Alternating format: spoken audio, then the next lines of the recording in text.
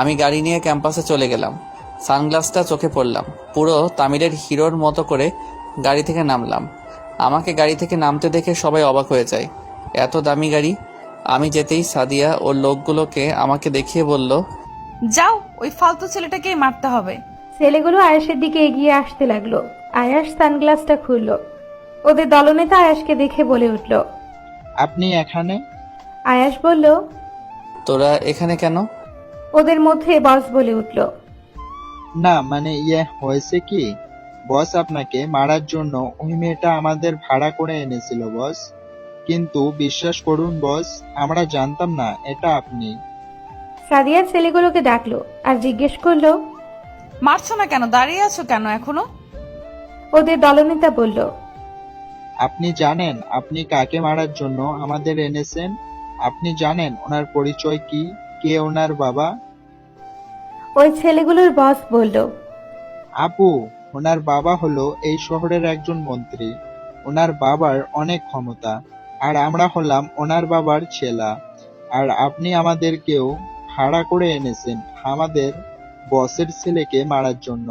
সাদিয়া ওদের কথা শুনে খুবই অবাক হলো। সাদিয়া এটা মেনে নিতে পারছে না যে আয়াস একজন মন্ত্রীর ছেলে, কারণ ওকে দেখে মোটেও বোঝা যায় না ওর বাবা একজন মন্ত্রী।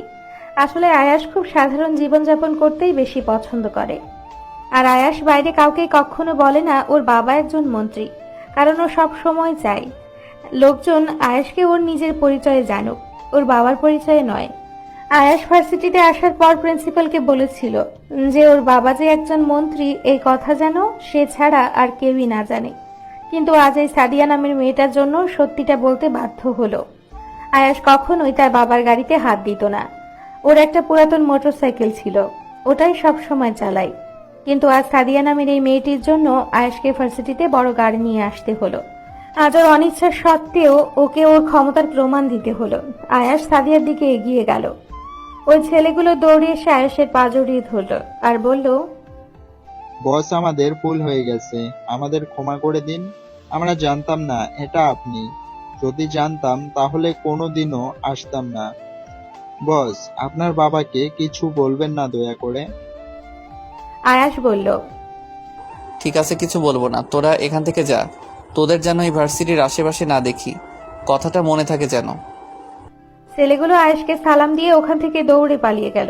সাদিয়ার দিকে এগিয়ে গেল আর জিজ্ঞেস করলো, তোমার ভাড়া করা গুন্ডাগুলো তো আমাকে দেখে ভয় পেয়ে পালিয়ে গেল, এবার কি করবে? সাদিয়া ওর দিকে রেগে তাকালো আর বলল, এরাই তো আর দুনিয়ার শেষ গুন্ডা নয়, আরো অনেক আছে। আর তুই মন্ত্রীর ছেলে তো কি হয়েছে, তোকে আরো বড় মাস্তান দিয়ে পিটাবো। আমিও কম নই, আমার বাবাও এদেশের একজন বড় ব্যবসায়ী। কাল আমি আরো গুন্ডা নিয়ে আসব, দরকার হলে আরো বেশি টাকা খরচ